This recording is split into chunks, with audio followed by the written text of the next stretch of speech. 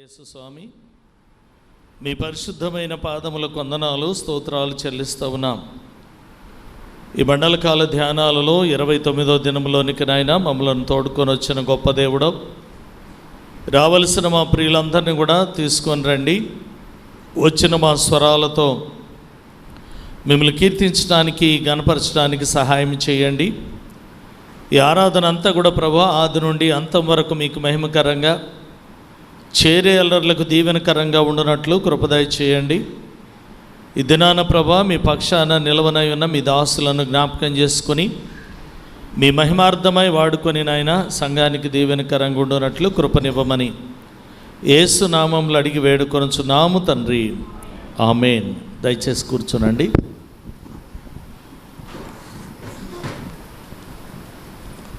సాయంకాల ఆరాధనకి వెళ్ళటకు గాను ఆంధ్ర క్రైస్తవ కీర్తన పుస్తకంలో నుండి 712వ కీర్తన పాడుతూ దేవుని మహింపరుస్తూ సాయంకాల ఆరాధనలోనికి ప్రవేశిద్దాం.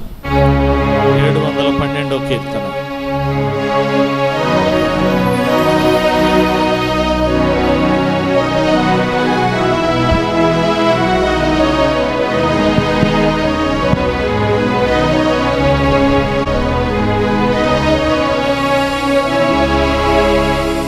సిలువ చెంత చేరిన నాడు కలుషములను కడిగి వేయు.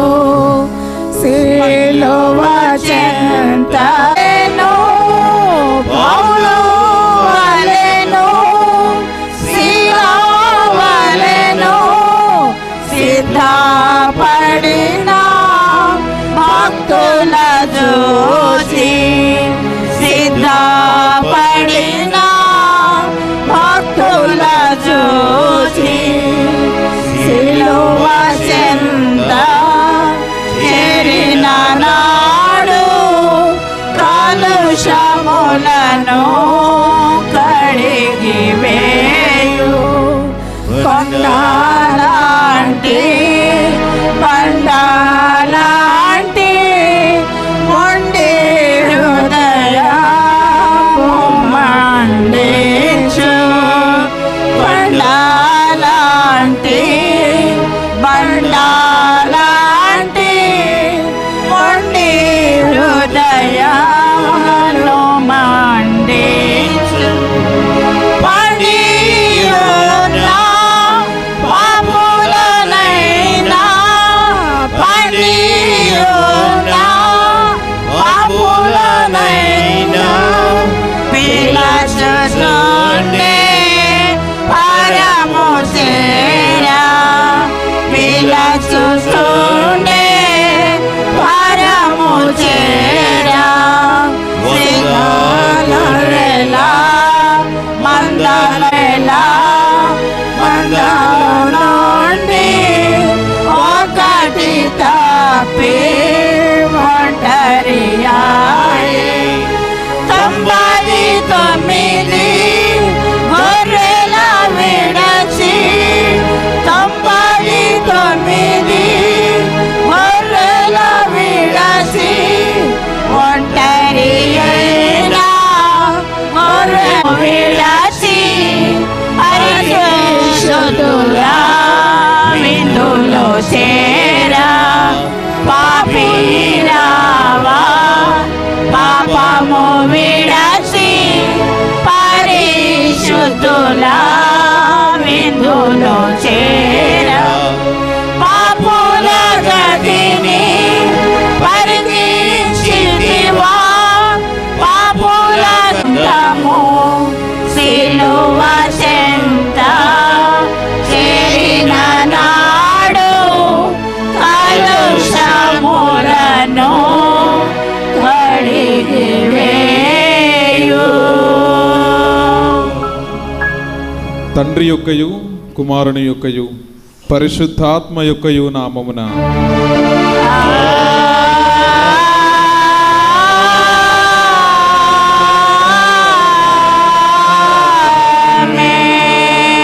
ఓ ప్రభువా నా పెదవులను తెరువుము. అప్పుడు నాలో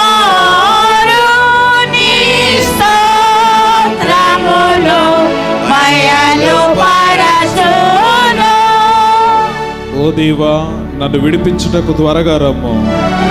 ఓ ప్రభువా, నా సహాయమునకు త్వరగా రమ్ము. తండ్రికిని కుమారునికిని పరిశుద్ధాత్మకును ఆదియందు ఇప్పుడెల్లప్పుడూ యుగయుగముల నుండునట్లు మహిమ కలుగుగాక. ఆమేన్, ఆమేన్, ఆమేన్. దయచేసి కూర్చునండి.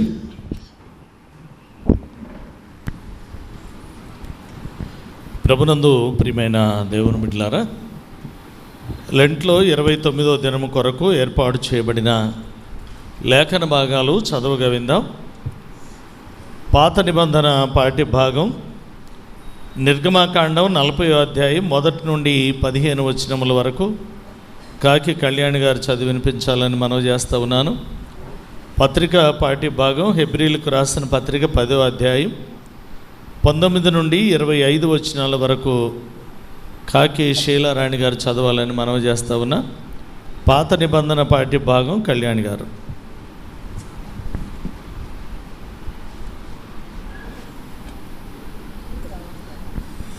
శ్రమల కాల ధ్యానములోని 29వ దినముకు ఏర్పాటు చేయబడినటువంటి పాత నిబంధన పాఠ్యభాగము నిర్గమాకాండము 40వ అధ్యాయము 1 నుంచి 15 వచనములు. నిర్గమాకాండము 40వ అధ్యాయము 1 వచన ప్రారంభము. మరియు యెహోవా మోషేతో ఇట్లనెను, మొదటి నెలలో మొదటి దినమున నీవు ప్రత్యక్ష గుడారపు మందిరము నిలువబెట్టవలెను. అచ్చట నీవు సాక్ష్యపు మందసమును నిలిపి ఆ మందసమును అడ్డతెర కప్పవలెను. నీవు బలను లోపలికి తెచ్చి దాని మీద క్రమముగా ఉంచవలసిన వాటిని ఉంచి దీపవృక్షమును లోపలికి తెచ్చి దాని ప్రదీపములను వెలిగింపవలెను. సాక్ష్యపు మందసం ఎదుట ధూపము వేయు బంగారు వేదికను ఉంచి మందిర ద్వారమునకు తెరను తగిలింపవలెను. ప్రత్యక్ష గుడారపు మందిర ద్వారమును ఎదుట దహన బలిపీఠమును ఉంచవలెను. ప్రత్యక్ష గుడారమునకు బలిపీఠమునకు మధ్యను గంగాళమును ఉంచి దానిలో నీళ్లు నింపవలెను. తెరల చుట్టూ ఆవరణమును నిలువబెట్టి ఆవరణ ద్వారం యొక్క తెరను తగిలింపవలెను. మరియు నీవు అభిషేక తైలమును తీసుకొని మందిరమునకు దానిలోని సమస్తమును అభిషేకము చేసి దానిని దాని ఉపకరణములన్నిటినీ ప్రతిష్ఠింపవలెను. అప్పుడు అది పరిశుద్ధమగును. దహన బలిపీఠమునకు అభిషేకము చేసి ఆ పీఠమును ప్రతిష్ఠింపవలెను. అప్పుడు ఆ పీఠము అతి పరిశుద్ధమగును. ఆ గంగాళమునకు దాని పీటకు అభిషేకము చేసి దాన్ని ప్రతిష్ఠింపవలెను.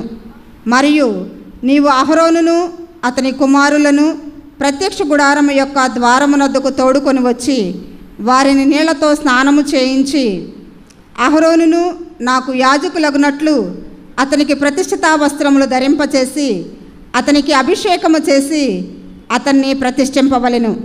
మరియు నీవు అతని కుమారులను తోడుకొని వచ్చి వారికి చొక్కాయిలు తొడిగించి వారు నాకు యాజకులగుటకై నీవు వారిని తండ్రికి అభిషేకము చేసినట్లు వారిని అభిషేకము చేయము.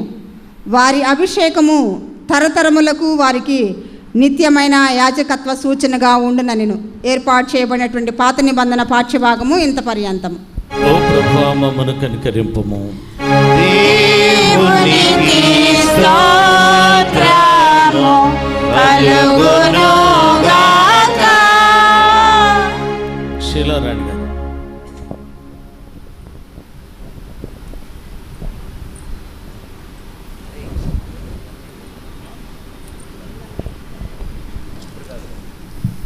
లెంటులోని 29వ దినంకై ఏర్పాటు చేయబడిన కొత్త నిబంధన దేవుని వాక్యము హెబ్రీలకు రాసిన పత్రిక 10వ అధ్యాయము 19వ వచనం నుంచి 25వ వచనం. హెబ్రీలకు రాసిన పత్రిక 19వ వచనం ప్రారంభం. సహోదరులారా, యేసు మన కొరకు ప్రతిష్ఠించిన మార్గమున అనగా నూతనమైన దియు జీవము గల దియు ఆయన శరీరమును తెర ద్వారా ఏర్పరచబడినైన మార్గమున ఆయన రక్తము వలన పరిశుద్ధ స్థలమునందు ప్రవేశించుటకు మనకు ధైర్యము కలిగి ఉన్నది కనుకను దేవుని ఇంటిపైన మనకు గొప్ప యాజకుడున్నాడు కనుకను మనస్సాక్షికి కల్మషము తోచకుండునట్లు ప్రోక్షింపబడిన హృదయములు గలవారమును నిర్మలమైన ఉదకముతో స్నానము చేసిన శరీరములు గలవారునై ఉండి విశ్వాస విషయంలో సంపూర్ణ నిశ్చయిత కలిగి యథార్థమైన హృదయంతో మనము దేవుని సన్నిధానమును చేరుదము. వాగ్దానం చేసిన వాడు నమ్మదగిన వాడు కనుక మన నిరీక్షణ విషయమై మనం మెప్పుకొనినది నిశ్చలముగా పట్టుకొందము. కొందరు మానుకొని చున్నట్లుగా సమాజము కూడుట మానక ఒకరినొకడు హెచ్చరించుచు ఆ దినము సమీపించుట మీరు చూచిన కొలది మరి ఎక్కువగా అలాగు చేయుచు ప్రేమ చూపుటకును సత్కార్యములు చేయుటకును ఒకరినొకడు పురికొల్పవలెనని ఆలోచింతము. దేవుని వాక్యమే ఇంత పర్యంతం. ఓ ప్రభువా, మమ్మను కనికరింపము. దేవునికి స్తోత్రము కలుగునుగాక. ప్రభునందు ప్రియమైన దేవుని బిడ్డలారా, ఈరోజు లెంట్లో 29వ దినం కొరకై మనకి వాక్యాన్ని అందించడానికి మన St Mark's junior college principal garu Shri G Pushparaju గారు విశ్వాస జీవితపు ప్రణితి అనే అంశం మీద వారు మనకి దైవ సందేశాన్ని అందించడానికి సిద్ధంగా ఉన్నారు.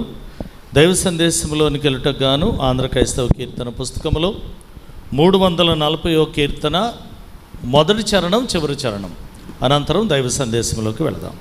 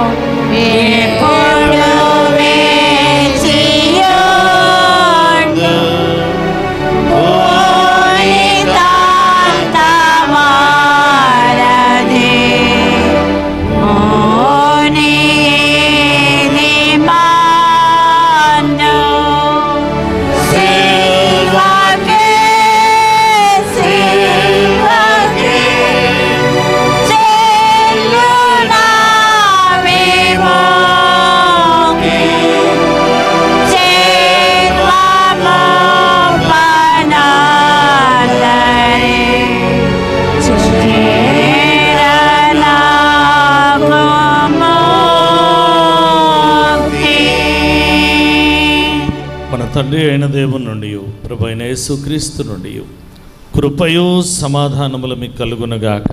ఆమేన్. దయచేసి కూర్చోనండి. Thank you sir. మొదటిగా ఈ అవకాశం ఇచ్చిన త్రియేక దేవునికి నా కుటుంబం తరపున నా తరపున ధన్యవాదాలు తెలియజేసుకుంటున్నాను. ఈ గొప్ప అవకాశం ఇచ్చిన దేవునికి ధన్యవాదాలు. అలానే ప్యారిష్ పాస్టర్ గారికి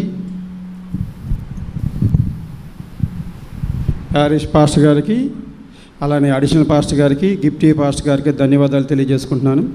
చర్చి చైర్మన్ అశోక్ అన్నకి, మరి చర్చి పీసీసీ మెంబర్స్కి, ట్రెజరర్కి, ఉమెన్ సంఘానికి, యూత్ వారికి, సండే స్కూల్ వారికి అందరికీ ధన్యవాదాలు తెలియజేసుకుంటున్నాను. మరి మనము ఈరోజు ఇచ్చిన టాపిక్లోకి వెళ్ళబోయే ముందు చిన్న ప్రార్థన చేసుకొని ఆ టాపిక్లోకి వెళ్దాము. అందరూ కళ్ళు మూసుకుంటే చిన్న ప్రార్థన చేసుకొని దాంట్లోకి బయలుదేరదాం. పరలోకమందున మా తండ్రి, యేసయ్యా నీకు వందనాలు తండ్రి. అల్పుడిని తండ్రి, నాకు ఎటువంటి తెలివి తండ్రి, మీరే మాకు బోరగా ఉండి అన్నీ ముందుకు తెప్పించి మీరే చెప్పవలసిందిగా కోరుచున్నాను తండ్రి. మీరే మాకు తోడు ఉన్నాను తండ్రి.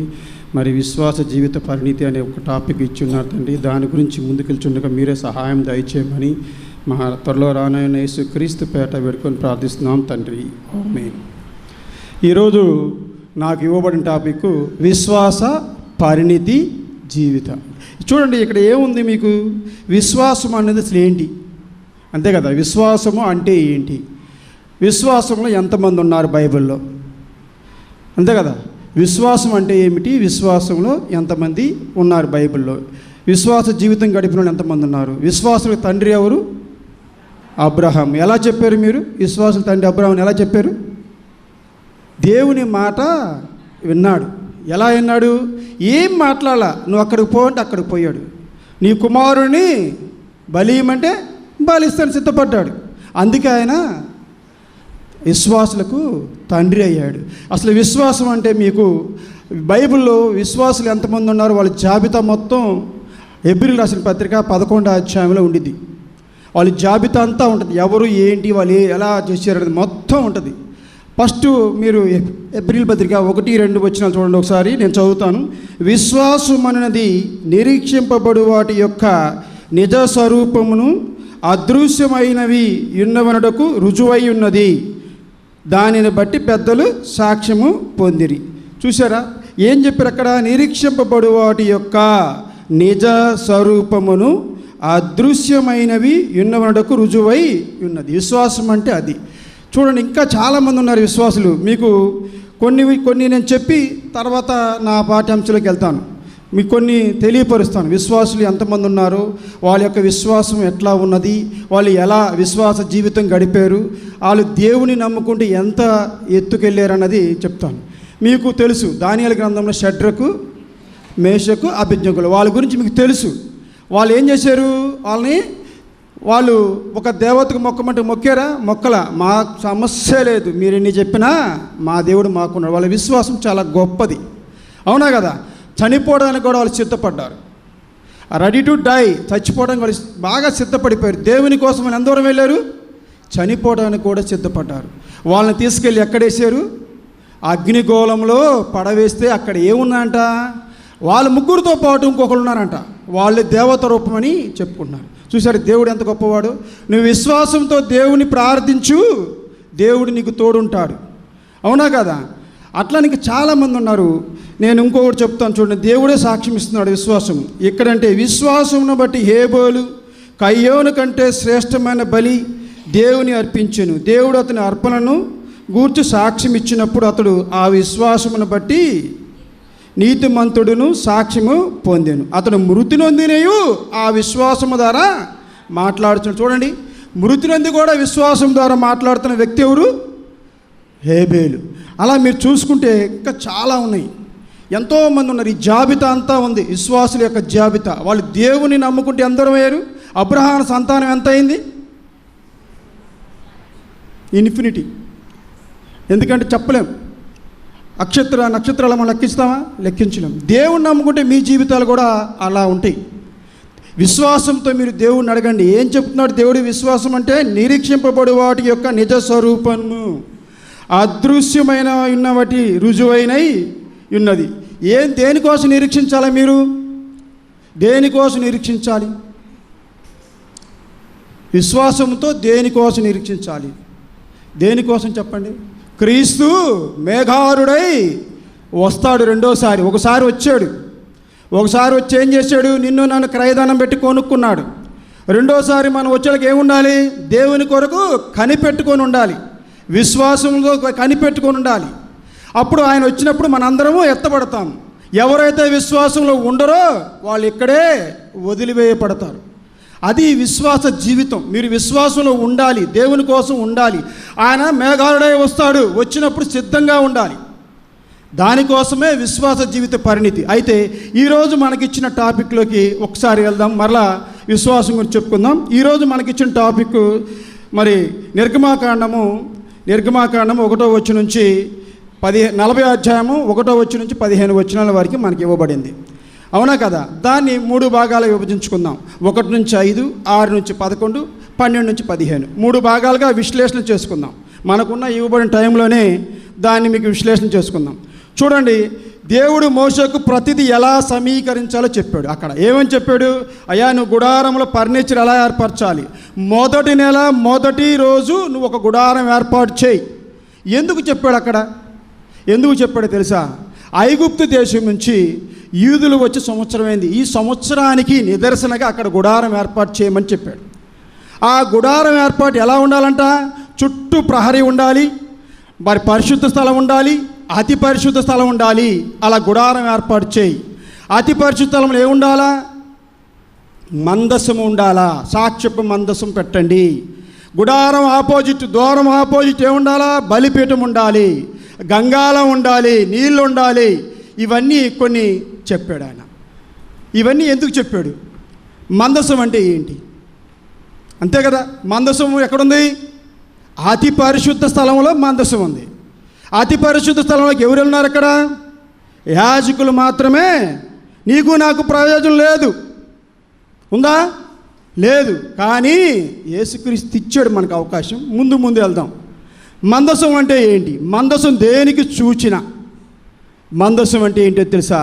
దేవుడు మాతో ఉన్నాడని ఆ రోజులు యూదులు బలంగా నమ్మేవాడు. దేవుడు మాతో ఉన్నాడు, మాకు భయమేం లేదు, డోంట్ కేర్, ఎవరినైనా గెలుస్తాం, ఏదైనా జయిస్తాం అని ఎంతో ఆనందంగా ఉండేవాళ్ళు. భయం అనేది వాళ్ళకి తెలియదు. మందసం ఉంటే దేవుడు వాళ్ళతో ఉన్నట్టే. తెలుసా మీకు? మందసం ఎత్తుకొని వెళ్తూ ఉంటే సముద్రం కూడా అడిగేయంగా 2గా చీలిపోయి వాళ్ళకి దారి ఇచ్చుది. మందసం ఇచ్చిందా లేదా? మందసం అంతా శక్తివంతమైనది. మరి ఆ మందసంలో ఏమున్నాయి, ఎలా చేశారు? చిన్నగా 2 ముక్కలు చెప్పి ముగిస్తాను, టైం లేదు కాబట్టి. మందసము తుమ్మ కర్రతో చేయాలి. మందసం లోపల ఏముండాలా? చుట్టువైపు బంగారు రేకు కప్పాలా. మందసం లోపల ఏముండాలా? కర్ర ఉండాలి. ఎవరు కర్ర ఉండాలా? అహరోను కర్ర ఉండాలా. తర్వాత బంగారపు గిన్నె, దానిలో మన్నా ఉండాలా. అవునా? ఇంకా ఏముంటాయి? 10 కమాండ్మెంట్స్ ఉంటాయి. ఇవన్నీ ఎవరి ద్వారా నెరవేర్చబడ్డాయి? యేసుక్రీస్తు ద్వారా నెరవేర్చబడ్డాయి. యెషయా మొద్దుకు చిగురు పుట్టింది. అహరోను కర్రకి మందసంలో ఏం పుట్టింది? చిగురు పుట్టింది. చనిపోయిన వారిలో లెగిచింది ఎవరు? యేసుక్రీస్తు మాత్రమే మృతుల్లో నుండి లేపబడ్డాడు. మనం అనుకోవచ్చు లాజరు మరి మృతుల నుండి లేపబడ్డాడు కదా అని. ఎస్, కరెక్ట్, లేపబడ్డాడు. కానీ మరలా చనిపోయాడు. మరి యేసుక్రీస్తు చనిపోయాడా? మరలా లేదు. దేవుని సన్నిధానంలో ఉన్నాడు, దేవుని కుడిపార్శ్వమైన కూర్చొని ఉన్నాడు. మరలా వస్తాడు, రెండోసారి వస్తాడు. మొదటిసారి వచ్చినప్పుడు ఆయన 33 సంవత్సరాలు సేవ చేశాడు, చెప్పాడు ఇలా ఉండిది, ఇలా ఉండిది, ఇలా ఉండిదని. పాత నిబంధన ప్రతి వచనము నెరవేర్చాడు. పాత నిబంధన 7 పండుగలు నెరవేర్చాడు. పస్కా బలి తనే అయి నెరవేర్చాడు. పస్కా రోజు చనిపోబడ్డాడు. ప్రథమ ఫలాల రోజు లెగవబడ్డాడు, 3వ రోజు. యేసుక్రీస్తు సాదృశ్యం ఏంది అంటే, ఈ మందసం యేసుక్రీస్తుకు సాదృశ్యం. ఈ మందసానికి మరి అతి పరిశుద్ధ స్థలానికి ఒక తెర కట్టబడాలి. అవునా కదా? అలా ఒక క్రియేషన్ చేయమని మోషే గారికి యెహోవా దేవుడు ఇచ్చాడు. మోషే గారు అన్నీ చేసుకున్నాడు, ఓకే. తర్వాత యాజకులు ఎవరు? అహరోను పిల్లలను తీసుకొచ్చి ఏం చేయాలంట? ఆ గంగాల నిమిత్తం స్నానం చేయించి వాళ్ళని పరిశుద్ధులుగా చేసి, తర్వాత ఏం చేయాలి? వాళ్ళ పాపానికి పాప పరిహారత బలి అర్పించాలి. అవునా కదా? పాప పరిహారత బలి అర్పించాలంటే ఏం అర్పించాలి ఆ రోజుల్లో? లేత కోడెలు అంటే ఏంది? నిష్కలంకమైనది, పాపము లేనిది, మచ్చైను డాగైను లేని దోడు అని అందించాలి. అవునా కదా? అలా చేస్తే ఏమవుతుందంట? వాళ్ళ పాపము పోతుంది. అంతేనా? అయితే యేసుక్రీస్తు ఏం చేశాడు? ఒకే ఒక్క బలి అర్పించాడు. ఏంటది? ఇక ఏమి లేవు. అక్కడ ఎన్ని రకాల బలులు ఈ బలితో తీసివేయబడ్డాయి. శిలువ మీద రక్తం కార్చి బలి అర్పించాడు. ఆ రోజులు ఎలా ఉంది బలి? లేత దూడ, డాగైను మచ్చైను లేని పరిశుద్ధమైనది, నిశంకరమైనది తీసుకొచ్చి అర్పించాలి. మరి మన పెద్ద పాస్టర్ గారు 2 వారాల క్రితం చెప్పాడు. ఏం చెప్పాడు? ఒక కొండ ఇజ్రాయెల్ కొండల మీద మేకలు ఎర్లీ మార్నింగ్ 5కి తీసుకెళ్ళి మేపుతారు. ఎందుకు మేపుతారయ్యా అంటే ఆ నాసు మీద ఆ మంచు ఉండిద్ది, ఆ మంచు ఆ నాసు 2 తిని అవి స్పష్టంగా ఉంటాయి, మంచిగా ఉంటాయి అని చెప్పాడు. మరి అలాంటి పరిశుద్ధమైన దూడలను తీసుకొచ్చి, పరిశుద్ధమైన మేకలను తీసుకొచ్చి, పరిశుద్ధమైన పొట్టేళ్ళని తీసుకొచ్చి బలి ఇస్తే ఆ బలి ఎలా ఇచ్చారు తెలుసా మీకు? ఆ రక్తాన్ని తీసుకొచ్చి బలిపీఠం మీద పోసి, బలిపీఠం కింద పోస్తే అప్పుడు పాప పరిహారార్థ బలి జరుగుతుంది. పాప పరిహారార్థ బలి జరిగితే ఏం జరుగుతుంది? ఆ యాజకుడు ఏం చేస్తాడు? భయపడుతూ, క్రొత్త నిబంధన మీకు ఈరోజు ఇచ్చిన పాఠంలో హెబ్రీ పత్రికలో ఉంటుంది, భయపడుతూ అతి పరిశుద్ధ స్థలంలోకి వెళ్తాడు దేవుని దగ్గరికి. కానీ ఇప్పుడు మనమైతే భయపడాల్సిన పనిలా. ఎందుకో ముందు మీకు చెప్తాను. ఆ రోజుల్లో యాజకుడు ఆ తెరచాటుకి వెళ్ళి భయపడుతూ దేవునితో మాట్లాడి వచ్చి మళ్ళా మనకు సందేశాలను చెప్పేవాడు, మళ్ళీ ఆశీర్వదించేవాడు. ఇప్పుడైతే మీరు మత్తయి సువార్త 27వ అధ్యాయం ఒకసారి చూడండి. 27వ అధ్యాయం 54వ వచనంలో ఉంటుంది, 50 నుంచి 54 వచనంలో ఉంటుంది. చూడండి ఒకసారి, నేను చదువుతాను.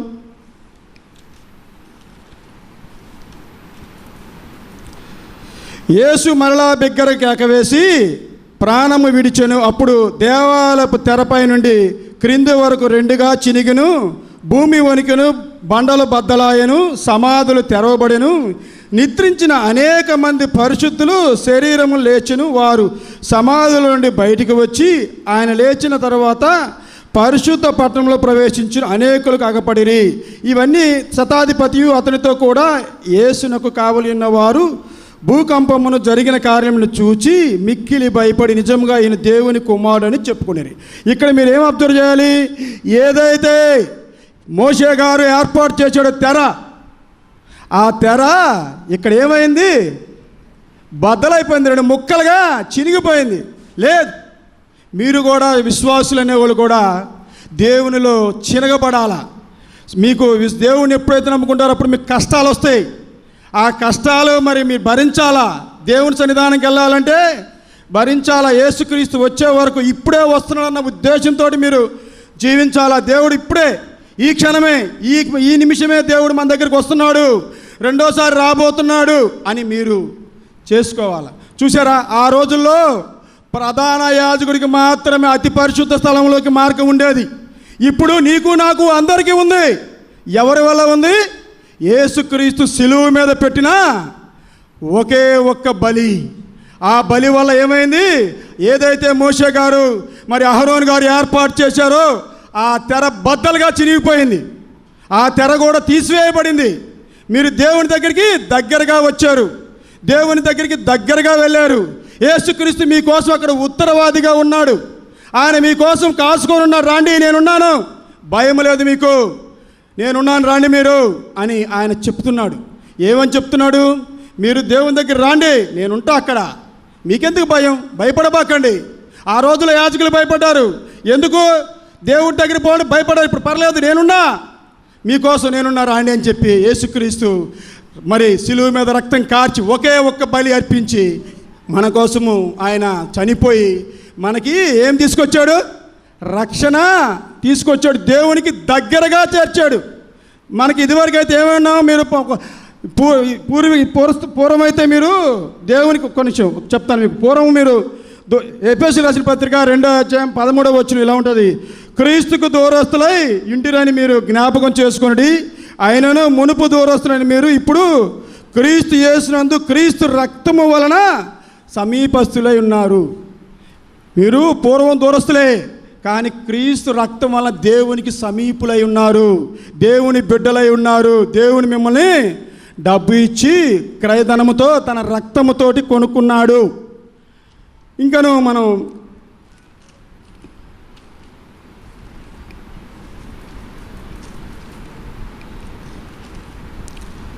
చూడండి, ఆ ఆవరణలో ఏముండాలంట?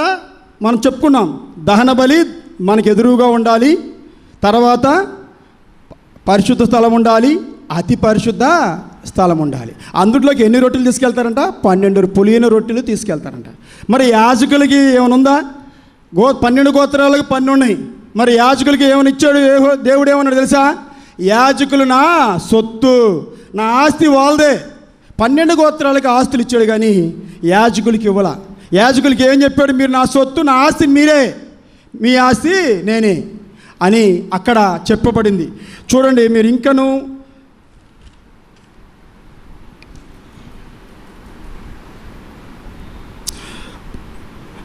ఏదైతే మనం చెప్పుకున్నాం పాత నిబంధనల మందసము, ఆ మందసానికి నిదర్శనం యేసుక్రీస్తే. ఎందుకంటే యేసుక్రీస్తు చనిపోయినడు, మరలా బ్రతికాడు. మందసంలో కర్ర చిగురిచ్చిద్ది. 10 కమాండ్మెంట్స్ దేవుని వల్ల మనం ఎవరైనా ఉండగలమా? 10 నిబంధనలు మనం పాటించగలమా? మన వల్ల కాదు. అది ఒక యేసుక్రీస్తు వల్ల అయ్యింది. అందుకే అతను మందసానికి నిదర్శనం. దేవుడు మనతో ఉంటే మనకి భయం లేదు. మనం, మన కుటుంబాలు, మన పిల్లలు, మన జీవితము ఎంతో ఉత్సాహంగా, ఉల్లాసంగా, ఆనందంగా ఉంటుంది. ఎప్పుడు? దేవునితో విశ్వాస జీవితం మీరు గడిపినప్పుడు.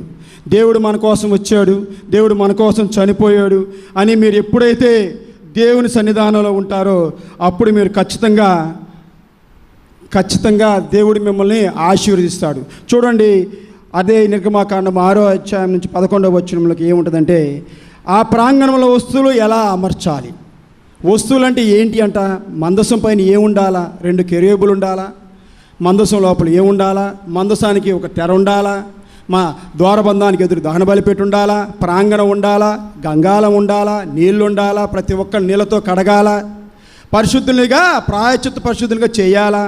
యాజకుల పిల్లలు, అహరోను పిల్లలు పరిశుద్ధులు అయిన తర్వాత వాళ్ళు పాప ప్రాయశ్చిత్త బలి ఇవ్వాలా? ఆ బలి ఇచ్చిన తర్వాత సమాజం కోసం మళ్ళీ బలి ఇవ్వాలా? ఇవన్నీ విశ్వాస జీవితం కోసం చూపించబడ్డాయి. మీరు ప్రకటన 3:5లో ఒక మాట ఉంటుంది, ప్రతి విశ్వాసి యేసుక్రీస్తునందు మరియు ఆయన నీతిని ధరించి ఉంటాడు.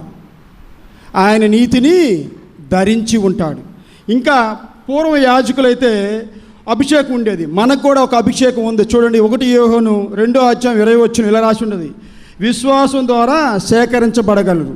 మీకు నేను ఎందుకు చదివించట్లేదంటే టైం లేదు కాబట్టి నేను చదివించట్లా. టైం అనేది చాలా తక్కువ ఉంది. ఇంకా 15 మినిట్స్ మనకు అవకాశం ఉంది. దీంట్లోనే మరలా మనం వెళ్దాం. మనం చెప్పుకున్నాం కదా, హెబ్రీయులు రాసిన పత్రికలో పాత నిబంధన మనం 3 సార్లుగా విభజించుకున్నాం. అందులోది 3వ వచ్చలకే అహరోను మరియు అతని కుమారులు యాజకులుగా సేవ చేయటానికి అభిషేకం చేయటం. ఇవి మనకి 1 నుంచి 5 వరకు, 6 నుంచి 11, 11 నుంచి 12 నుంచి 15 దాకా మీరు కనుక అబ్జర్వ్ చేస్తే పాత నిబంధన అంతా ఏముంటుంది అంటే, పాత నిబంధన అంతా అక్కడ ఏముంటుంది? ఐగుప్తు దేశం నుంచి ఎవరైతే వచ్చారో వాళ్ళు వచ్చి సంవత్సరం అయింది కాబట్టి అక్కడ ఒక గుడారం ఏర్పాటు చేయమని యెహోవా దేవుడు మోషేకు ఆజ్ఞాపిస్తాడు. మోషే ఆ ఆజ్ఞ ప్రకారము అన్నీయు అమరుస్తాడు. ఆ ఆజ్ఞ ప్రకారము యాజకులకు స్నానం చేయించి వాళ్ళని పరిశుద్ధం చేసి తైలం చేసి వాళ్ళందరినీ శుద్ధీకరిస్తాడు. వాళ్ళు కూడా సమాజాన్ని శుద్ధీకరిస్తారు. అక్కడ జరిగేది అదంతా. మరి అక్కడ ఏం జరుగుతుంది? అంతా బలి అర్పణ జరుగుతుంది. ఏం బలి అర్పణ? మన పాపాల కోసం బలి అర్పణ. క్రొత్త నిబంధనలు ఏం జరుగుతుంది? యేసుక్రీస్తు నీ కోసం నా కోసము బలి అర్పణ. ఆయనే పస్కా బలి, అంతే కదా?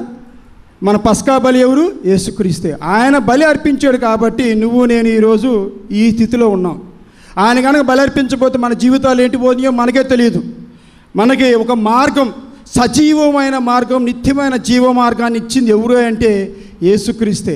యేసుక్రీస్తు ఎలా ఇచ్చాడు? ఒక సజీవమైన మార్గం. ఈ మార్గంలో కనుక మీరు వస్తే మీకు మరి దేవుని రాజ్యంలో చోటు ఉంటుంది. మీరు ఈ మార్గంలో రండి. మీరు ఈ మార్గంలో వస్తే, దేవుని మార్గంలో, యేసుక్రీస్తు మార్గంలో వస్తే మీకు అన్నీ దొరుకుతాయి. దేవుని దగ్గర నేనుంటాను, మీకు భయం లేదు, రండి అని మరి హెబ్రీయులు రాసిన పత్రికలో మనకి చెప్పబడుతుంది. చూడండి, హెబ్రీయులు రాసిన పత్రిక 19వ అధ్యాయం నుంచి 21వ వచనం కూడా ఒక 5 నిమిషాలు చెప్పి మరలా నేను మన కంటెస్ట్లోకి వచ్చేద్దాం. విశ్వాస జీవితం దానికి వద్దాం. చూడండి, హెబ్రీయులు రాసిన పత్రిక 19వ అధ్యాయం 21వ వచనంలో, యేసు తన ప్రజల కోసం చేసిన దాని సారాంశము. ప్రజల కోసం ఏం చేశాడు యేసు? తన ప్రజల కోసం యేసు అక్కడంట 19వ అధ్యాయం నుంచి 21వ వచ్చిన వరకు యేసు తన ప్రజల కోసం చేసిన దాని సారాంశం అంట. ఏంది? ధైర్యముగా ఉండుట. ధైర్యంగా ఉండటం అంటే ఇందాక మన ప్రార్థన నిబంధనలు చెప్పుకున్నాం కదా, ఎవరైతే యాజకులు ఉన్నారో వాళ్ళు భయపడుతూ వణుకుతూ దేవుని దగ్గరికి పోయేవాళ్ళు. ఇప్పుడు మనకు ఆ భయం అవసరం లేదు, మనం క్రీస్తులో ఉన్నాం.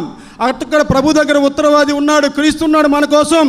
భయాన్ని వదిలేసేయండి, భయం అనేది మనకు లేదు. చూడండి, అక్కడ పాత నిబంధనలు ఏమవుతుంది? యాజకులు భయపడుతూ వణుకుతూ దేవుని యొక్క అతి పరిశుద్ధ స్థలంలోకి వెళ్ళేవాళ్ళు. ఇక్కడ ఏమన్నాడు? అతి పరిశుద్ధ స్థలం కూడా తెర తీసివేయబడింది యేసుక్రీస్తు ద్వారా. నేను అక్కడ ఉన్నాను, రాండి, భయం వద్దు అని ఇక్కడ చేస్తున్నాడు. అలానే ధైర్యంగా ప్రవేశించడం, ధైర్యంగా లోపలికి దేవుని దగ్గరికి వెళ్ళడం. మనకు భయం లేదు, యెహోవా దగ్గరికి మనం వెళ్ళిపోవచ్చు. ఎందుకు? అక్కడ యేసుక్రీస్తు ఉన్నాడు. అది అక్కడ చెప్పబడుతుంది. ఇక్కడ ఇంకోటి ఏంటంటే, మనకు ఒక నూతనమైన మరియు సజీవమైన మార్గాన్ని యేసుక్రీస్తు మనకు చూపించాడు. నూతనమైన సజీవమైన మార్గము. యేసుక్రీస్తు మరి 2025 సంవత్సరాల కింద సిలువ వేయబడ్డాడని మనం అనుకుంటాం. కానీ నువ్వు నేను ఏమనుకుంటాలి? ఈరోజే నా కోసమైనా సిలువ వేయబడ్డాడు అనుకోవాలి. ఈరోజు ఆయన మేఘారుడై వస్తున్నాడు, మనం సిద్ధపడి ఉండాలి అని మనం అనుకోవాలి. అప్పుడే దేవుని యొక్క సజీవమైన నిత్య మార్గంలోకి మనం వెళ్ళగలుగుతాం. ఇంకా టైం ఉందిలే అనుకుంటే ఎప్పుడు వస్తాడో తెలియదు, ఏ క్షణాన్ని వస్తాడో తెలియదు. దేవుడు వస్తున్నాడు. మీ విశ్వాస జీవితంలో గడపండి, దేవుని యొక్క విశ్వాస జీవితంలో నడవండి, నిత్యమైన జీవ మార్గంలో నడవండి అని చెప్పబడుతున్నాడు. ఒక నూతనమైన సజీవ మార్గంలో నడవాలి అంటే ఎలా నడవాలి? ఏ విధంగా నడవాలి? క్రీస్తును పోలి నడవాలి. క్రీస్తును పోలి నడవాలి. క్రీస్తును పోలి నడవంటే క్రీస్తు అబద్ధం ఆడొద్దు అన్నాడు. క్రీస్తు నిన్ను వలె నీ పొరుగువాని ప్రేమించమన్నాడు, ప్రేమ చూపమన్నాడు. పాత నిబంధనలో ప్రేమనేమన్నారు? అగాపే అన్నారు. అవునా? గ్రీకు పాదలో వచ్చింది. ప్రేమని చూపమన్నాడు, కరుణ చూపమన్నాడు, నిన్ను వల్ల నీ పొరుగువాని ప్రేమించమన్నాడు. క్రీస్తు ఏం చెప్పాడు? సజీవమైన మార్గం అంటే ఏంటి? దేవుని క్రీస్తుని పోలి నడవడం అంటే ఇతరులను ప్రేమించటం, ప్రేమ పంచటం, ఒకరినొకరు దేవుని సేవలో ముందుకెళ్ళటం, ఒకరినొకరు తెలియని వారికి దేవుని గురించి తెలియపరచటం. ఇక్కడ మన సమూహమై ఉన్నాం, మనందరం దేవుని సన్నిధానంలో కూర్చొని ఉన్నాం. ఏదైతే మనం ఈరోజు విన్నామో దాన్ని ఇతరులకు తెలియని వారికి తెలియపరచండి. దేవుని యొక్క తెలియపరచండి. దేవుడు రాబోతున్నాడు, మేఘారుడై వస్తున్నాడు. ఆయన వచ్చినప్పుడు నేను సిద్ధంగా ఉండాలి. అవునా కదా? పెద్ద భాస్కర్ గారు చాలాసార్లు చెప్పాడు. ఎంతోమంది దివిటీలు పట్టుకొని ఉంటే ఒక ఆమె అంట నిద్రపోయిద్దంట, ఒక కన్య. అర్థమవుందా? మనం సిద్ధంగా ఉండాలి. అది ఈ రోజు కాదులే, రేపు చూసుకుందాం అని పోస్ట్ పోన్ చేయబాకండి. దేవుని విశ్వాసంలో నడవండి. పోస్ట్ పోన్ అనే మాట పక్కన పెట్టి దేవుడు ఏం చెప్పాడో అది చేయండి. చూడండి, ఇంకా మీకు నేను తెర ద్వారా అతి పవిత్ర స్థలాన్ని పోవటం అనేది చెప్పాను మీకు. చూసారా? అక్కడ ఏమైందంటే మనం దేవుని దగ్గరికి వెళ్ళడానికి ఒక తెర అడ్డంగా ఉంది. ఆ తెర యేసుక్రీస్తు ద్వారా చించివేయబడింది అని ఈ హెబ్రీ పత్రికలో కూడా చెప్పబడుతుంది. హెబ్రీ పత్రిక మనకి ఇచ్చిన కంటెస్ట్లో కూడా చెప్పబడుతుంది. అట్లానే విశ్వాసులు తెర చుట్టబడదు, చిరిగిపోతుంది. విశ్వాసుల కంటే తెర చుట్టబడదంట, అది చిరిగిపోతుందంట. ఆ తెరను విప్పి జాగ్రత్తగా మడిచి దూరంగా ఉంచలేదు. తద్వారా భవిష్యత్తులో ఏదో ఒక సమయంలో దాని స్థానంలో ఉండవచ్చు. కానీ దైవిక హస్తము దానిని తీసుకొని ముందు నుండి పైనుండి కిందకి చింపివేసింది. దాన్ని మళ్ళీ ఎప్పటికీ వేలాడదీయలేము, అది అసాధ్యము. అంటే ఏంటంటే తెర అనేది లేదు, అయిపోయింది, క్లోజ్. క్రీస్తు యేసులో ఉన్న వారికి మరియు గొప్ప దేవునికి మధ్య మరొక విభజన ఉండదు. హెబ్రీ పత్రికలో చెప్పబడింది అదే. ఏం చెప్తున్నాడంట? క్రీస్తు ఆ తెర తీసేసాడు. ఇక మీరు దేవునికి క్రీస్తుకి మధ్యలో ఏం లేదు, ఇద్దరు అక్కడ ఉన్నారు, మనం చక్కగా వెళ్ళిపోవచ్చు, దేవుని సన్నిధానంలో దేవుని దగ్గరికి వెళ్ళవచ్చు అని ఈ యొక్క చెప్తున్నాడు. ఎట్లా వెళ్తామంటే విశ్వాస జీవితంలోనే వెళతాము. విశ్వాస జీవితంలో వెళ్ళాలంటే ఏం చేయాలా? హెబ్రీ పత్రిక 11వ అధ్యాయం 1 నుంచి మీరు చదివితే అక్కడ విశ్వాసులు ఎలా వెళ్ళారు? దేవుని మాట విన్నారు, ఎవరు కూడా ఎదురు పలకలేదు, చెప్పింది చెప్పినట్టుగా వినేశారు. అబ్రాహాం వెళ్ళిపో, ఓకే పదండి దేవా, నీ కుమారుని తీసుకొచ్చి పలిచా, ఓకే ఐఎమ్ రెడీ. ఎక్కడ కూడా ఎందుకు ఏమిటి అని ఎక్కడ ప్రశ్నించలా. అది విశ్వాసం అంటే. విశ్వాసం అంటే అది. అలాంటి విశ్వాసులు చాలామంది అక్కడ విశ్వాసుల జాబితా ఉంటుంది. ఆ విశ్వాసుల జాబితాలో మీరు చూసుకోండి, దానియేలును కూడా మరి తీసుకొచ్చి సింహ బలిలో వేసినప్పుడు వాళ్ళు అనుకున్నారు, ఇక అయిపోయింది, దానియేలు పని అయిపోయింది, సింహాలు తినేస్తే ఎముకలతో సహా కొరుక్కుంది అంటే అని ఆయన ఎదురు చూస్తూ ఉన్నారు. కానీ యెహోవా దేవుడు ఏం చేశాడు? ఆ సింహాల నోర్లను కట్టివేశాడు. అది విశ్వాసం. విశ్వాసం అంటే ఎలా ఉంది? నా దేవుడు ఉన్నాడు, నాకు దిగులు లేదు అని మీరు విశ్వాసంతో క్రీస్తును పోలి విశ్వాసంతో నడుచుకోవాలి. అలా నడుచుకున్నప్పుడే మీకు ఏదైనా చక్కగా జరుగుతుంది. చూడండి, నేను ఇంకనూ మీకు 2-3 వచనాలు చెప్పాలని ఆశపడుతున్నాను. దేవుని ఇంటిపై ప్రధాన యాజకుడు ఉండటం. దేవుని ఇంటిపై ప్రధాన యాజకుడు ఉండటం అంటే ఏంటంటే, ఇందాక చెప్పినట్టుగానే యెహోవా దేవుడి ఇంటి దగ్గర మరి మన క్రీస్తు ఉన్నాడు అక్కడ యాజకుడిగా మన కోసం. ప్రధాన యాజకుడు అంటే యేసుక్రీస్తే మన కోసం రెడీగా ఉన్నాడు అక్కడ. నా కుమారులు వస్తారని రెడీగా ఉన్నాడు. మరి మీరు దేవుడు మేఘాడ వస్తున్నాడు కాబట్టి సిద్ధంగా ఉండాలా, సిద్ధపడాలా. మరి బుద్ధి లేని కన్యవలే ఉండకుండా బుద్ధిగల కన్యలాగా మరి దేవుని కుమారులుగా అందరూ సిద్ధపడాలా, దేవుని పోలి ఉండాలా, యేసుక్రీస్తుని పోలి నడుచుకోవాలా. ఇంకనూ మీకు చూడండి, యేసు చేసిన దాని వెలుగులో మనం దేవుని దగ్గరికి వెళ్దాం. మనం దేవుని దగ్గరికి వెళ్ళాలంటే ఏం చేయాలా? అక్కడ ఏం చేశారు? గంగాళంలో నీళ్ళు కొట్టి కడుక్కున్నారు, కడుక్కొని దహన బలి అర్పించారు. మనం ఏం చేయాలా? క్రొత్త నిబంధనలకు వచ్చాం కదా, మనం ఏం చేయాలి? శరీరాలు కడుక్కుందామా? కాదు, బాప్టిజం తీసుకోవాలా. బ్యాప్టిజం అంటే ఏం చేయాలా? దేవుణ్ణి ఒప్పుకోవాలా, మన పాపాలు ఒప్పుకోవాలా. మన పాపాలు ఒప్పుకొని ఇక నుంచి నేను పాపం చేయను, దేవా ఇదిగో ఈరోజు నిన్ను పోలి నడుచుకుంటాను అని మనం చేయాలి. అక్కడలాగా బలు అర్పించాలా? ఏం అవసరం లేదు, దేవుడు తీసేసాడు, యేసుక్రీస్తు తీసిపడేశాడు. ఆ బలుల్లో ఏం చేయాలా? నీ పాపాలను ఒప్పుకోవాలా. ఒప్పుకొని బ్యాప్టిజం తీసుకొని దేవుని సన్నిధానంలో క్రీస్తును పోలి నడుచుకోవాలి. అదే ఇక్కడ మనం చేయాల్సింది.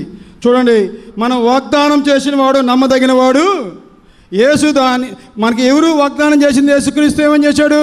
నేనున్నాను రాండి అని ఆయన వాగ్దానం చేశాడు. మిమ్మల్ని దేవుని దగ్గర తీసుకెళ్తాను వాగ్దానం చేశాడు. ఆయన నమ్మదగిన వాడు. మీరు ఆయన నమ్మండి. ఆయన నమ్మి బ్యాప్టిజం తీసుకొని మనం ఒకరినొకరు పరిశీలించుకుందాం. ఇదంతా హెబ్రీలు మనకిచ్చిన కాంటెస్ట్. ఒకరినొకరు పరిశీలించుకోవడం అంటే ఏంటంటే దేవునిలో ఎదగటం.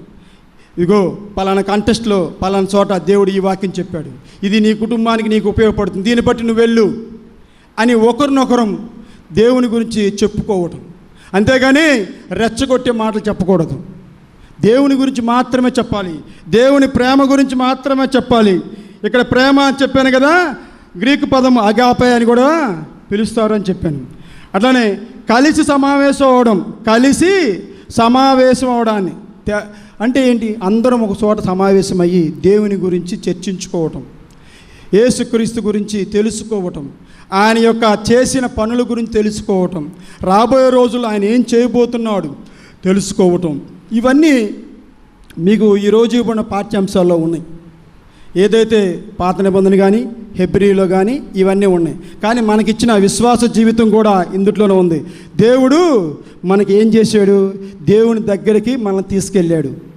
దేవుని దగ్గరికి నన్ను దగ్గరగా తీసుకెళ్ళాడు. ఇదివరకైతే అవకాశం ఉందా? లేదు. మనకి యేసుక్రీస్తు ఎక్కడైతే సిలువలో మరి మన కోసం చనిపోయాడో, లాస్ట్ బొట్టు రక్తం విడిచి బిగ్గర కేకలు వేసి ఆ తెరగోడ తీసివేశాడు. ఎంత గొప్ప దేవుడు! యెహోవా దేవుడి దగ్గరికి మన దగ్గరికి తీసుకెళ్ళిపోయాడు. మరి ఆ తెర తీసివేశాడు, దహన బలులు తీసిపడేశాడు. మరి అన్ని బలులని తీసివేసి ఒకే ఒక్క బలి ఇచ్చి, అయ్యా ఇక మీరు బలి ఇవ్వాల్సిన పని లేదు, మీరు బ్యాప్టిజం తీసుకోండి, నన్ను పోలి నడుచుకోండి, మీకు దేవుని దగ్గర తీసుకెళ్ళి, నేనే సత్యము, నేనే మార్గము, నేనే జీవమునై ఉన్నాను, మీరందరూ నన్ను పోలి నడుచుకు, నా ద్వారా తప్ప ఎవడనో తండ్రి వద్దకు రాలేడు అని యేసుక్రీస్తు చెప్పిన ప్రతి ప్రవచనము నెరవేరుతుంది. చూశారా? మీరు కనుక అబ్జర్వ్ చేస్తే మనకి 7 పండగల్లో మొట్టమొదటి పండగ పస్కా పండగ రోజే యేసుక్రీస్తు సిలువేయబడ్డాడు. పులిన రొట్టె పండగ. దాని తర్వాత వచ్చేది ఏం పండగ?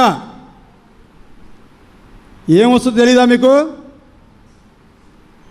మూడో పండగ ఏంటంటే మరి మనకి దేవుడు నిద్రలేసి వస్తాడు కదా, కోతకాలం పంటకాలం అంటాం కదా, అది అంటే దేవుడు ఏం చేస్తున్నాడు మన కోసం? నిద్రలేసి మూడో రోజు సమాధుల నుంచి లేచి వచ్చి ప్రథమ ఫలాల పండుగ అంటే ఏంటి? దేవుడు మరలా చనిపోయి నిద్రలేసి వస్తున్నాడు, దాన్నే పండగ అంటాం. చూడండి, ఇక్కడ దేవుడు పస్కా పండుగ రోజు చనిపోయాడు, మూడో రోజు ప్రథమ ఫలాల రోజు లెగవబడ్డాడు. ఆయన ఆది సంభూతుడు, ఆయన ఏమై ఉన్నాడు? ఆది అయి ఉన్నాడు, ఇప్పుడును ఎప్పుడును ఎల్లప్పుడూ దేవునితో కూడా ఉన్నాడు, దేవునితో కూడా ఆయన ఉన్నాడు. సో నేనేం చెప్తున్నానంటే మీ అందరికీ, మనకి ఏదైతే మనకి ఇవ్వబడిందో ఆ విశ్వాస పరిణితి గురించి మీకు చెప్తున్నాను. మీరు దేవునిలో ఎదగండి, యేసుక్రీస్తులో మీరు నడవండి. యేసుక్రీస్తుని పోలి నడిస్తే ఖచ్చితంగా మీరు దేవుని సన్నిధానంలో ఉంటారు. ఇంకనూ మీకు చెప్పాలంటే మరి ఎఫెసీయులకు రాసిన పత్రిక 1వ అధ్యాయం 7వ వచనం ఇలా ఉంటుంది: దేవుని కృపా మహైశ్వర్యమును బట్టి ఆ ప్రియనియందు ఆయన రక్తము వలన మనకి విమోచనము అనగా మన అపరాధములకు క్షమాపణ మనకు కలిగి ఉన్నది. ఏం రాశారు? ఎక్కడ రాశారు? ఇది ఎఫెసీయులకు రాసిన పత్రికలో రాశారు. ఏంటంటే దేవుని కృపా మహైశ్వర్యమును బట్టి, ఆయన కృప వల్లే మనకి ఏమొస్తుందంట? విమోచన వస్తుంది. అంతేగాని నేను కోటేశ్వరుని 10 లక్షలు ఖర్చు పెట్టాను, 10 కోట్లకు జనాలు డబ్బులు ఇచ్చానంటే వచ్చిందా? ఆయన కృపా మహైశ్వర్యం వల్ల మాత్రమే మనకి విమోచన వస్తుంది. నేను ధనవంతుడిని అంటే కుదిరిద్దా? చూసారా, లాజరు చనిపోయినప్పుడు వాళ్ళకి ఎంత విశ్వాసం ఉంది. లాజరు చనిపోయినప్పుడు మరి సమాధుల్లో కూడా పెట్టేశారు. ఆయనను యేసుక్రీస్తు రాంగల్ని తీసుకెళ్ళి అతన్ని బతికించుకున్నారు. ఎంతోమంది, ఒక ఆమె అయితే దేవుని అంగీ పట్టుకుంటే చాలు నేను స్వస్థపడతాననే విశ్వాసంతో ఉంది. విశ్వాసం, దేవుని అంగీ పట్టుకుంటే చాలు విశ్వాసం. మీకు ఆ విశ్వాసం ఉందా? చూడండి ఎంతమంది మరి ఒక స్త్రీనైతే 12 సంవత్సరాల స్త్రీనైతే మరి పైనుంచి కిందకి మంచం మీద దించితే దేవుడు స్వస్థపరుస్తాడు. ఎంతమందికి విశ్వాసం వలన స్వస్థత వస్తుంది. విశ్వాస జీవితం రావాలంటే మీరు క్రీస్తుని పోలి నడుచుకోవాలి. క్రీస్తు చేసిన కార్యక్రమాలన్నీ చూసి తెలుసుకోవాలి. క్రీస్తు వల్లే మనకి విమోచన వచ్చింది. క్రీస్తు వల్ల మనకి దేవుని దగ్గరికి వెళ్తానికి స్వచ్ఛమైన మార్గము మనకు వచ్చింది. క్రీస్తు వల్లే మనకి మార్గం ఏర్పడింది. క్రీస్తు వల్లే మనం దేవుని దగ్గరికి వెళ్ళగలుగుతున్నాం. దేవుడు అనే దగ్గరికి ఎవరి వల్ల వెళ్తున్నాం? క్రీస్తు వల్లే వెళ్తున్నాం. అందుకే ఆయన నేనే మార్గమని చెప్పాడు. ఆయనే మార్గమని చెప్పాడు. ఇంకా నువ్వు చూడండి, యెషయా గ్రంథం 43వ అధ్యాయం 1వ వచనం కనుక చూస్తే అక్కడ ఏం రాసిందంటే, అయితే యాకోబు నిన్ను సృజించిన వాడకు యెహోవా, ఇజ్రాయేలు నిన్ను నిర్మించిన వాడు ఇలాగ సెలవిచ్చున్నాడు, నేను నిన్ను విమోచించును, భయపడకము, పేరు పెట్టి పిలిచి ఉన్నాను, నీవు నా సొత్తు. ఎవరంట? మనం ఆయన సొత్తు అయి ఉన్నాం. మనం ఆయన యొక్క సొత్తు. మన పేరు పెట్టి పిలుస్తాడు ఆయన. నిన్ను నన్ను పేరు పెట్టి పిలుస్తాడు. అలా పిలవాలంటే మనం దేవుని సన్నిధానంలో దేవుని కోసం మరి ఉండాలా. అలా పిలవాలంటే కనిపెట్టుకొని ఉండాలా. మనం దేవుడు ఎప్పుడు వస్తాడు, ఈ క్షణమే రావచ్చు, ఇప్పుడే రావచ్చు అని కనిపెట్టుకొని ఉండాలి. ఆయన మన కోసం ఇప్పుడే సిలువేయబడ్డాడు. ఆయన మన కోసం రక్తం కార్చాడు. ఆయన ఇప్పుడే మనలందరినీ దగ్గర చేర్చుకుంటాడు. మనం సిద్ధపడి ఉండాలి. దేవుని సన్నిధానంలో మనందరము సిద్ధపడి ఉండాలి. విశ్వాస జీవితంలో ముందుకెళ్ళాలా. ఎప్పుడైతే నువ్వు విశ్వాస జీవితంలో ఉంటావో శ్రమలు అనేవి వస్తాయి. ఆ శ్రమలు కూడా తట్టుకొని పోతే నీకు ఏముంటుంది? దేవుని యొక్క రాజ్యం ఉంటుంది. దేవుని రాజ్యంలో మీరు పిల్లలు అవ్వాలని ఆశిస్తూ, మీరందరూ విశ్వాస జీవితంలో నడవాలని ఆశిస్తూ ఈ అవకాశం ఇచ్చిన సంఘ పెద్దలకు, గురువులకు ధన్యవాదాలు తెలియజేసుకుంటాం. Thank you. సమస్త జ్ఞానమునకు మించిన దేవుని సమాధానం యేసుక్రీస్తు వల్ల మీ హృదయములకు తలంపులకు కావలి ఉండునుగాక.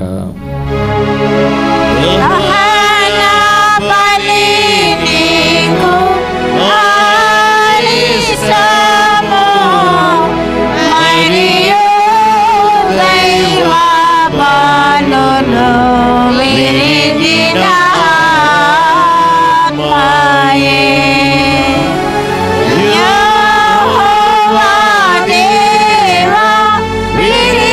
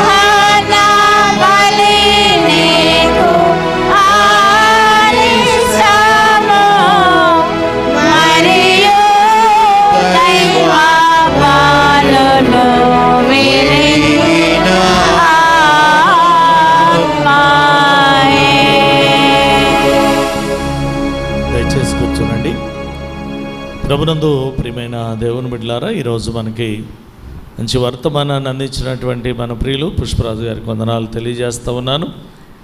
రేపటి దినాన మనకి దైవ సందేశాన్ని అందించేవారు బి సంతోషం రేపు మనకి దైవ సందేశాన్ని అందిస్తారు.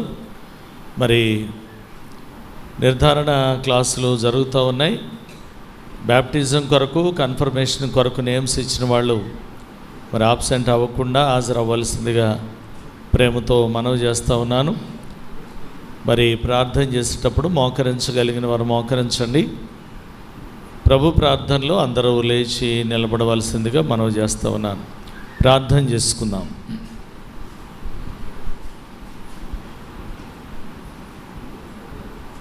మా ఆశ్రయ దుర్గమా, విమోచకుడా, సర్వశక్తి కలిగిన ప్రియ పరలోకపు తండ్రి, మీ ఘనమైన నామానికి లెక్కలేని స్తుతి స్తోత్రాలు చెల్లిస్తూ ఉన్నాం. పగటి వేళంతా కూడా సంఘాన్ని మీ బలిష్టమైన రెక్కల కింద కాచి ఈ మండలకాల ధ్యానంలో మా అందరిని మీ సన్నిధికి చేర్చిన గొప్ప దేవుడవు. ఈ దినాన ప్రభా మీ దాసులను మీ పక్షముగా నిలవబెట్టుకొని, నా ప్రభా విశ్వాసము మనిషి జీవితానికి చాలా ప్రాముఖ్యమైనది. ఏ విధంగా దినాన బలులు నైవేద్యాలు అర్పిస్తూ వచ్చినా విమోచన లేదు. మీరు ఒకేసారి నాయనా మా పాప పరిహారార్థమై బలిగా ఆకాశానికి భూమికి మధ్యలో కొయ్యపైన మీ ప్రాణాన్ని ప్రాణంగా పెట్టి రక్తాన్ని చిందించి మాకు విమోచన కలుగజేసిన గొప్ప దేవుడవు.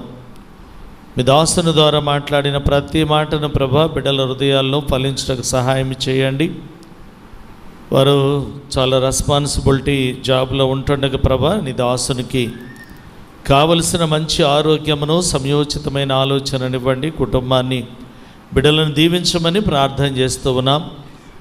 రేపటి దినాన ప్రభా మీ పక్షాన నిలవనై ఉన్న మీ బిడ్డను మీరు జ్ఞాపకం చేసుకుని మీ మహిమార్థమై ప్రభా వాడమని ప్రార్థన చేస్తూ ఉన్నాం. మీ సన్నిధానంలో చేరిన నా ప్రియ సహోదరులు సహోదరులను దీవించండి. బిడ్డలకు కావలసిన అవసరతలు అక్కరతలు ఎరిగిన దేవుడు, గొప్ప కార్యాలు కుటుంబంలో జరిగించగలందులకు వందనాలు చెల్లిస్తూ ఉన్నాను. కష్టకాలంలో, సమస్యలలో, బాధలో, వ్యాధిలో ఉన్న బిడ్డలకు విడుదల దయచేయండి. విశేషముగా అనారోగ్యముతో బాధపడే బిడ్డల కొరకై విజ్ఞాపన చేస్తూ ఉన్నాం. పుష్పమ్మ గారిని బట్టి ప్రార్థన చేస్తూ ఉన్నాం. బిడ్డ నా తండ్రి తనకున్న అనారోగ్యం ఎరిగిన దేవుడు, వారికి పరామర్శించే డాక్టర్ గారికి సమయోచితమైన జ్ఞానం ఇచ్చి వారు తీసుకునే మందులు దేహంలోకి వెళ్ళి మీ చిత్తమైతే ఎంత మేరకు ఆరోగ్యం అవసరమో మీ దాసురాలను జ్ఞాపకం చేసుకోండి.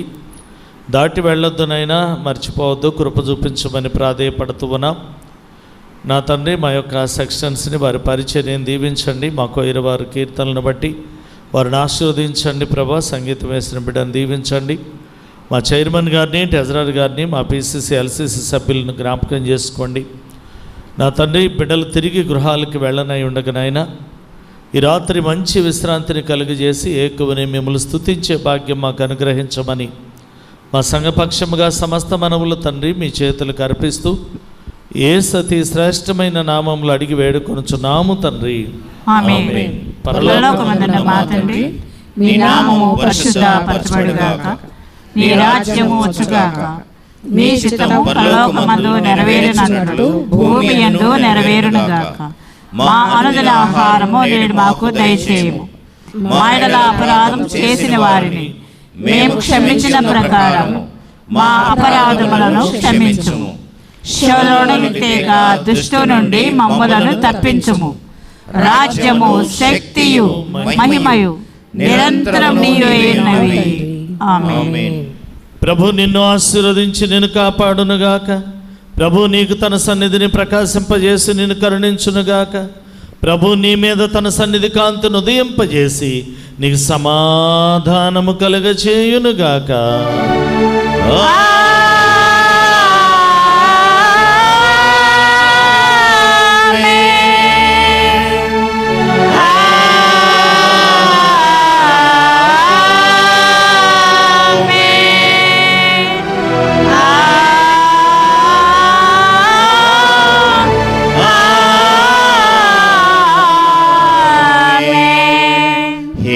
प्रभु यीशु, हे प्रभु यीशु,